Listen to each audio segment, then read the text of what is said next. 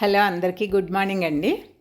ఇవాళ కొబ్బరికాయ రోటి పచ్చడి.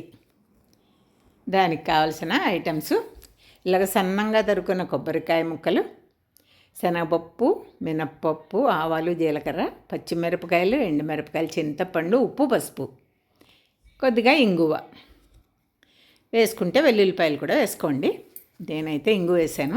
ఇలా స్టవ్ వెలిగించి చిన్న ప్యాన్ పెట్టుకోవాలండి. ఈ పోపుకి సరిపోయే కొంచెం ఆయిల్ వేసుకోవాలి. ఆ పోపు దినుసులన్నీ వేసుకోవాలండి. దోరగా వేగాలి. ఈ చట్నీ కొబ్బరికాయ చట్నీ తెలియని వాళ్ళంటూ ఎవరు ఉండరు, అందరికీ కూడా తెలుసు. కాకపోతే ఈ స్పీడ్గా చేసుకోవడంలో మనం అన్నీ మిక్సీలో గ్రైండర్లలో చేసుకుంటాము, ఇడ్లీ పిండి అవి తప్ప. ఈ చట్నీలన్నీ రోటి పచ్చడి చాలా బాగుంటాయని మనందరికీ తెలుసు.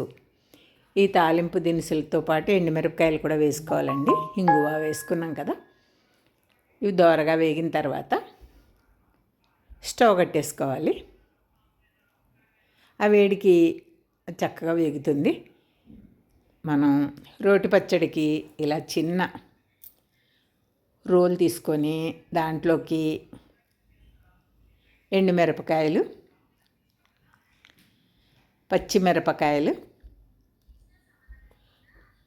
ఉప్పు, పసుపు ఈ మొత్తం వేసుకుని ఇవి మెత్తగా ముందు దంచుకోవాలండి. దీన్ని చిన్న రోకలి ఉన్నా బాగుంటుంది, లేదా ఇలా కలవంతో దంచుకున్నా బాగుంటుంది. దాన్ని ఇలా మెత్తగా దంచేసుకోవాలి.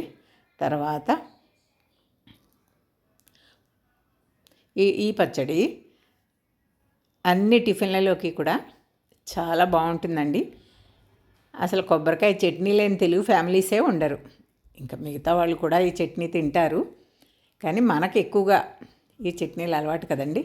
ఇలా కొబ్బరికాయ ముక్కలు సన్నగా తరుక్కుంటే చక్కగా బాగుంటుంది. దానికి సరిపోయే చింతపండు కోరుకున్నా కూడా బాగుంటుందండి. రోట్లో వేసుకునేటప్పుడు కొబ్బరికాయ ముక్కలు కోరుకున్నా బాగుంటుంది, ఇలాగ కూడా బాగుంటుందండి. మొత్తం పోపులో ఈ కోరుకున్న సన్నంగా తరుక్కున్న ఈ కొబ్బరికాయ ముక్కలను వేసుకొని 2 చెక్కలు వేయడంతో కొంచెం పై దాకా వచ్చింది. ఈ చట్నీ మొత్తం మనం వేసిన ఎండుమిరపకాయలు, పచ్చిమిరపకాయలు, ఉప్పు, పసుపు, ఈ కొబ్బరి చట్నీ మొత్తంగా కలిసేలాగా దంచుకోవాలండి. ఈ దంచుకున్న తర్వాత మనం వేయించి పెట్టుకున్న ఈ పోపు దినుసులు కూడా వేసుకుని ఒకసారి కలిసిపోయేలాగా కొట్టుకోవాలి. పైకి కిందకి కలుపుకోవాలి. అంతేనండి. రోటి పచ్చడి మిక్సీలో చేసుకునే టేస్ట్ కన్నా మనం రోట్లో చేసుకుంటే చాలా టేస్టీగా ఉంటాయి.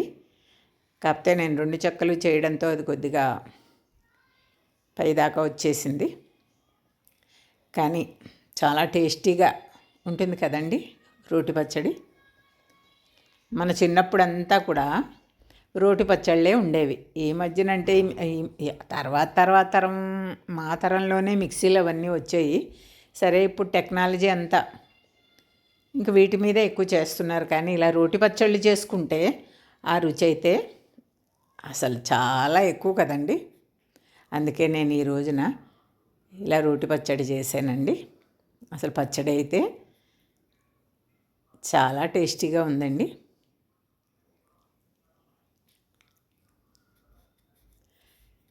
ఇలా మీకు కూడా ఇష్టమేనా రోటి పచ్చడి? దీన్ని మనం ఇడ్లీలోకి, రొట్టెలోకి, మనం ఏం చేసుకున్న టిఫిన్లోకి అయినా సరే, అన్నంలోకి అయితే ఇంకా బాగుంటుందండి. నేనైతే ఈరోజు మినపరొట్టె వేశాను.